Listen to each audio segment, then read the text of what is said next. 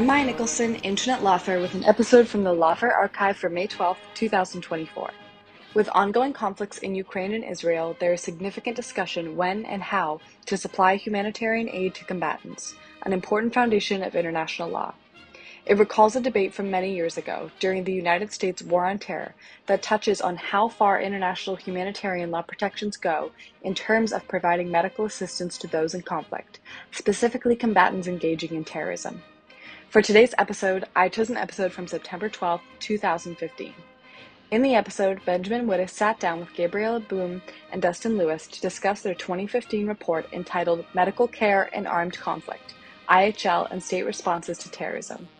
They discussed whether or not medical care should be considered a form of illegitimate support to terrorists, how international humanitarian law lays down extensive protections for medical care and can constrain domestic prosecutions, and more.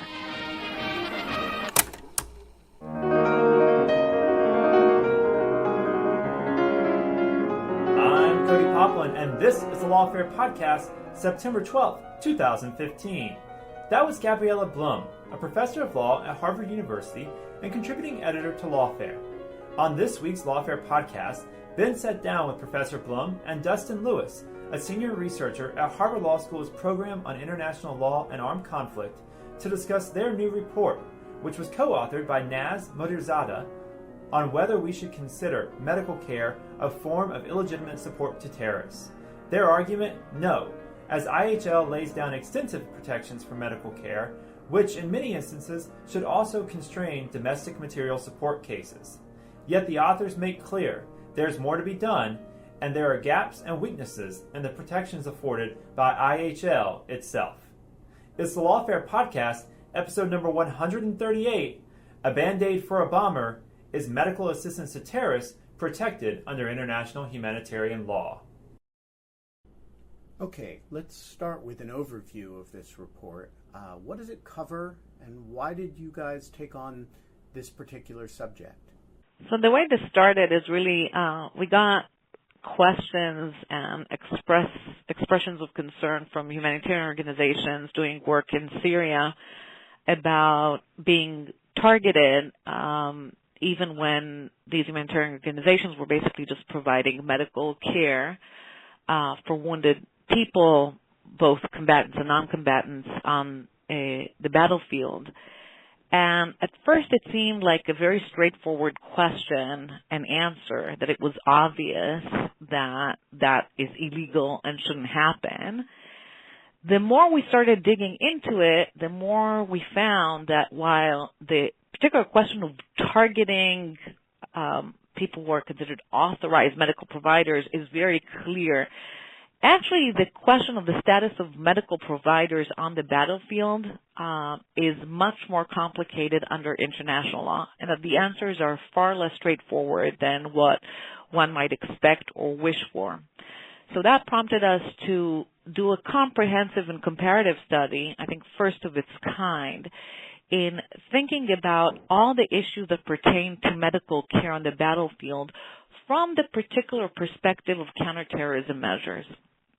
And it turned out that once you invoke the counterterrorism paradigm, that gives you sort of an excuse to ratchet down or at least not fully comply with the spirit of the law in terms of the protections you give either to those who are wounded or those who provide care for them. Okay, so let's unpack that. First of all, are we talking here narrowly about the possibility of U.S. prosecution of medical providers under material support laws, or is it a larger set of problems and concerns involving a wider array of statutes and a larger array of countries?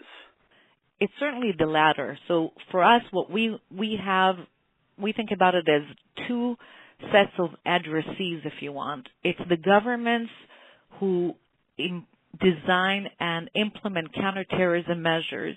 That includes the government of the United States, but also other governments around the world, and the degree to which they take seriously the immunity or the the desired immunity for medical care providers, and that certainly covers the question of medical support or material support statutes in the context of medical care.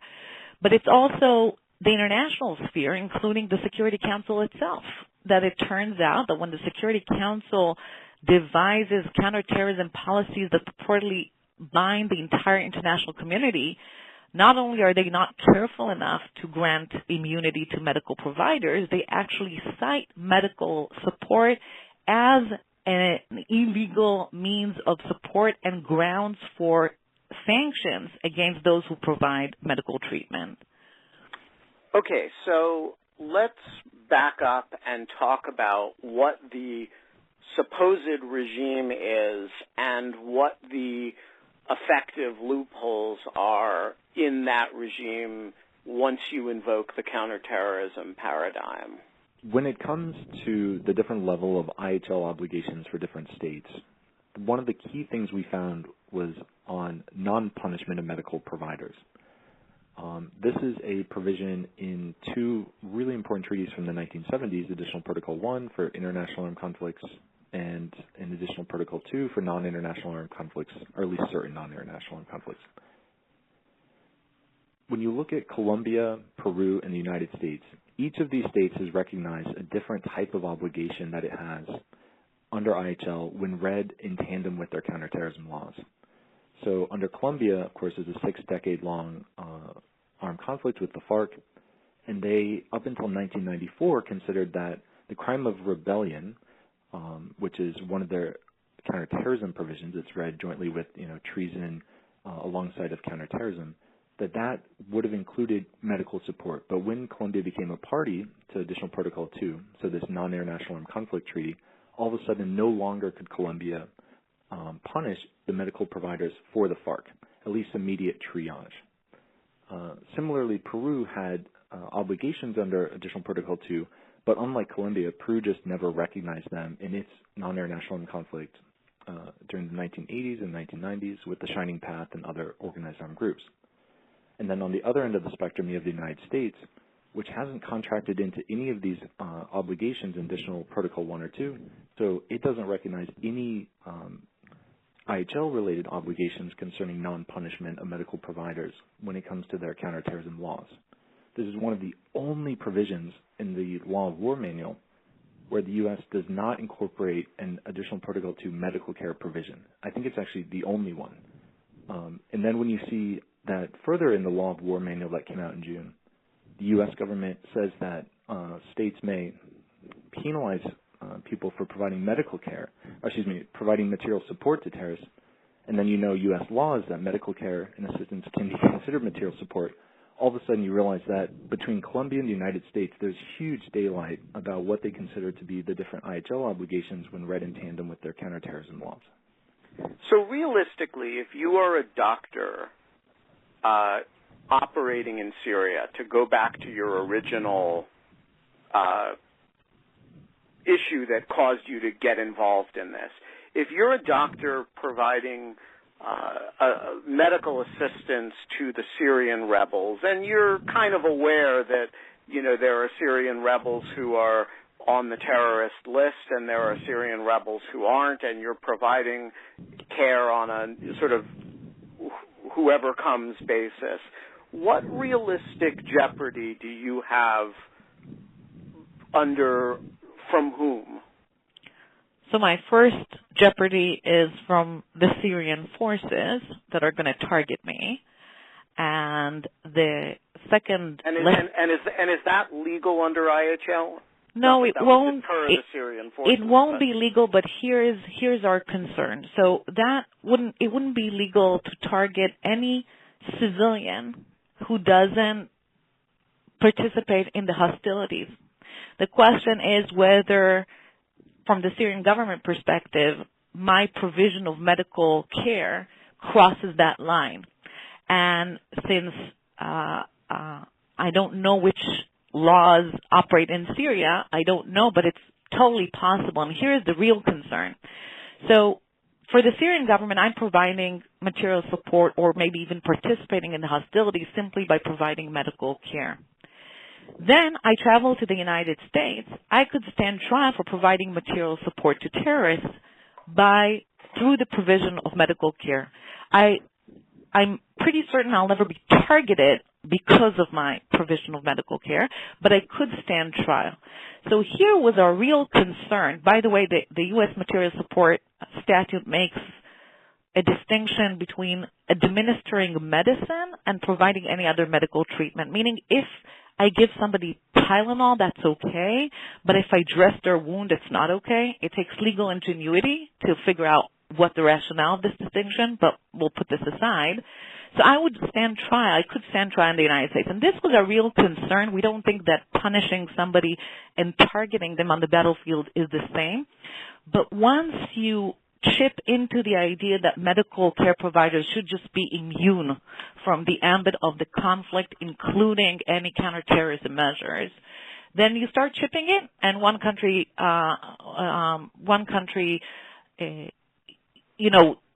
limits it in one way, and the other country goes further and actually targets these people. And our real concern and motivation behind this report was not to draw direct comparisons, but to say, here is the risk you're running in eroding the general protections for medical care providers. And where are what if your hypothetical doctor escaping Syrian barrel bombs goes to Europe? Is there any kind of European consensus about what immunity means? Sure. So right now there's no documented consensus because there's no cases that have been instituted or legal proceedings that have been instituted yet. But the Guardian's reported that in the United Kingdom, they're actively considering whether or not to institute legal criminal proceedings against a number of UK citizens as well as Canadians, and I believe there's an American who went to Syria from Sudan. They're medical students for the purpose of providing medical assistance in ISIS-held territory. And so there's a question whether once they get back into the United Kingdom, they'll be stopped at the border and put in handcuffs, or if they'll not be. And it's unclear from the public reporting on it what exactly the UK authorities are doing. It seems like they're actively considering this. And then similarly, the Australian authorities are considering whether or not to penalize a young doctor who went to Syria, again, to provide medical assistance in ISIS-held territory to the civilian population as well as to the out-of-the-fight ISIS fighters, if he ever comes back into Australia. And then, of course, even more importantly in some respects, the U.S. and Australia have already taken steps to preclude people from going to those conflict zones in the first place before they could even provide that medical care, impartially or not. And, of course, IHL, so far as we can tell, doesn't in any way actually regulate states' ability to preclude their citizens from traveling across international frontiers to go to a conflict zone to provide that medical care itself, even if it's only to a civilian population. So this idea that, and just to clarify, I take it that if we limit this to international armed conflicts between signatory militaries, there is a broad consensus on a much broader conception of immunity. That's right. Absolutely, yes. And U.S. members of the armed forces are trained themselves to provide medical care to wounded combatants on the battlefield. So in other words, sorry, go ahead. I was just going to say, since 1949, it has been a rule in all international armed conflicts for any contracting state for Geneva Convention 1, which is universal now, universally applicable, that no state may convict anyone, whether or not they're a military medical personnel or anybody else who nurses the wounded, whether it's enemy or ally. So in international armed conflicts, it's very, very robust protections for this. And I take it no distinction between administering medicine and, say, applying a bandage? Not under IHL. So IHL is very clear in this that it's any medical assistance, so it's nursing the wounded in any way. Gotcha. So the distinction here is really a distinction between how you handle people who are providing medical care to enemy forces in sort of terrorism context or insurgency context, and where there's no consensus, and then versus state-to-state conflict where there's a very strong consensus. Is that fair? So there are two fault lines. One is the distinction between, are you classifying the conflict as an international armed conflict versus a non-international armed conflict? And IHL, as we know, is generally more constricted in NIACs, in non-international armed conflicts. So that's one fault line. Another fault line, as Dustin mentioned before, is whether the particular state in question has or has not ratified the additional protocols from 1977, which add to the gamut of laws that apply to non-international armed conflict beyond the one provision from the 1949 Geneva Convention's Common Article 3, which is, for the United States purposes, the only provision they consider as conventional source of law that regulates non-international armed conflicts apart from any customary obligations. Okay, so I am going to put myself in the shoes of a counterterrorism hardline skeptic who says, okay, I understand the battlefield humanitarian need for in state-to-state conflict to care for each other's wounded. There's a mutual interest argument for that, as well as to allow each state to take care of its own people. But in asymmetric conflicts, where you're not really recognizing the right of the other side to field a force in the first place, and you forbid all other forms of assistance to that force. You forbid them to give them money. You forbid to volunteer your personnel. You forbid the provision of goods, of armaments, of anything. Why should you exempt the provision, the doctor who wants to go over and help ISIS, any more than you should exempt the food trucks that, would want to supply ISIS? You could make a humanitarian argument for that too. What is so different about the provision of medical care that there should be a particularly strong exemption from the general propriety of forbidding provision of aid to enemy forces in this context? So I guess I have an answer that's on three different levels. We'll call it the humanitarian, the legal, and the strategic. So on the humanitarian level, take the International Committee of the Red Cross. That organization was established in 1863 after a Swiss businessman by the name of Henri Dunant walked or passed or rode his horse by the battlefield of Solferino. And he saw the thousands of wounded soldiers on the battlefield anguishing with wounds that were not cared for. And the whole raison d'etre behind the establishment of the ICRC and the evolution of the humanitarian conventions thereafter was precisely with the thought that once a person is wounded, they are wounded. And once they no longer pose a threat to you, they're just a human being.